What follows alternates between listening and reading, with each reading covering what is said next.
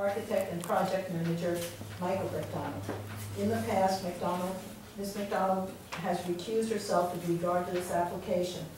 According to the Clinton's Code of Ethics, enacted under the revised ethics ordinance in November 2006, and effective January 5, 2007, their refusal to recuse themselves at this meeting constitutes a conflict of interest, as is evidenced by sections 51-4A and 51-4C. And I've also found that there also are planning and zoning statutes that I believe it's 8-11 and 8-21 that say almost the same thing. Additionally, P&Z member Alan Kravitz abstained from voting on the Watts project at the commission meeting on Monday the 14th. According to Kravitz, his reasons for abstention were twofold. A, Lisa McDonald and Cindy Watts were allowed to vote, creating a majority in favor of the Watts project's passing, and his vote would not have made a difference in the outcome. And B, information provided to the members of planning and zoning at the meeting of November 14th regarding the town of Clinton's ability to control traffic turning maneuvers was incorrect. This misinformation was provided to the P&Z by the Commission's Chairman John Main and CEO Tom Lane. Subsequently, the fact that this information was incorrect was confirmed to P&Z member Kravitz by two people from DOT, one on the local level and one on the state level, and he has both their names so in case anybody wants to contact them. Had these two women not voted and had the traffic misinformation not been provided to the members of P&Z, the outcome may well have been different. P&Z alternates would have been seated for Cindy Watts and Lisa McDonald. Though we do not know how they would have voted, we do know that under those circumstances, Kravitz would have voted against approval for John Watts' application. Had others who were seated in Cindy Watts and Lisa McDonald's seats been given correct information, they may well have voted against approval as well, and Mr. Watts' application would have failed to pass.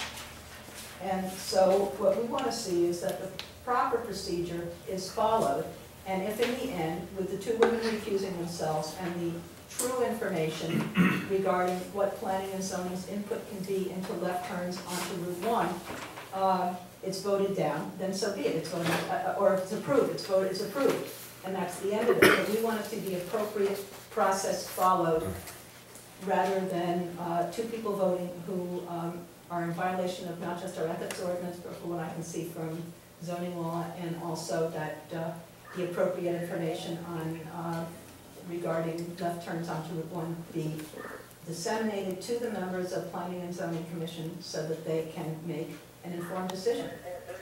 As I said, if it still passes, that's it.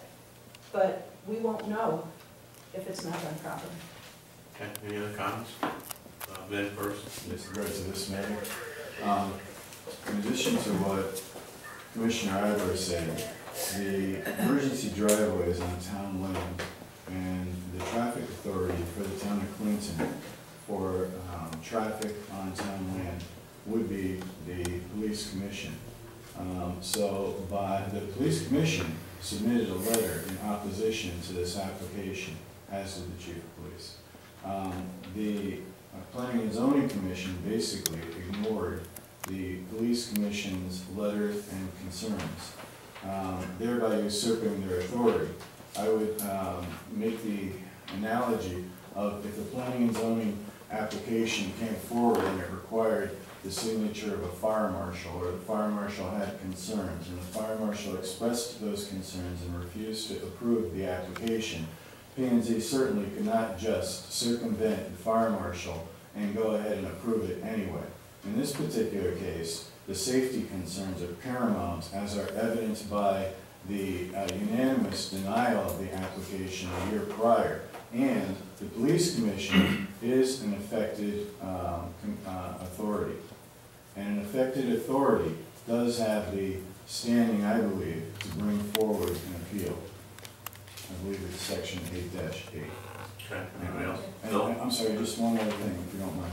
With regard to the ethics portion of this, there's, I believe, already case law whereby in a planning and zoning matter an appeal was brought, and individuals who were not even direct relatives and did not receive funds from the applicant were found to have incorrectly refused to recuse themselves, and they were merely friends or attended a family function or were at the person's home at one time or another, and the appeal was successful. Thank you. Yeah, I did just want to add one other thing also, that I'd like to see the Board of Selectmen and the Police Commission joining together and bringing this. Okay. Phil? Yeah, thank you. Phil Sengel, James Vincent Drive. The use of the police driveway was never a good idea, and it was objected to by the police department and the police commission. I believe it was granted because it was possible that the state would not grant a second curb cut onto Route 1, so close to the traffic light at Route 1 and 145 intersection. But such a curb cut was granted. Further, it is my understanding that a second method of egress for the PD was essential for safety, since its access at the busy Route 1 145 intersection could be blocked. Hence, the second driveway was built across what I guess is now the Watts property onto Route 1 further east. This, I believe, was in response to post 9/11 concerns. For safety reasons, the original site plan for a approximately 10,000 square foot commercial building was denied by the Planning and Zoning Commission. The issue of the driveway was the subject of discussion and meetings, several I understand, between the town and the applicant, which resulted in some agreements which I believe were never implemented by the applicant. The applicant, Attorney Watts, came back to P&Z in August with an amended site plan claiming to address the issues cited in the denial.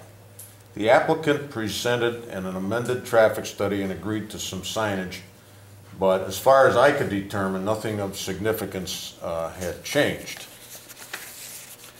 The P&Z, as the traffic authority, wrote to the PC, Police Commission, as the traffic authority, wrote to the Planning and Zoning Commission raising concerns and objections to a site plan that allowed unfettered use of the PD driveway from this larger commercial complex.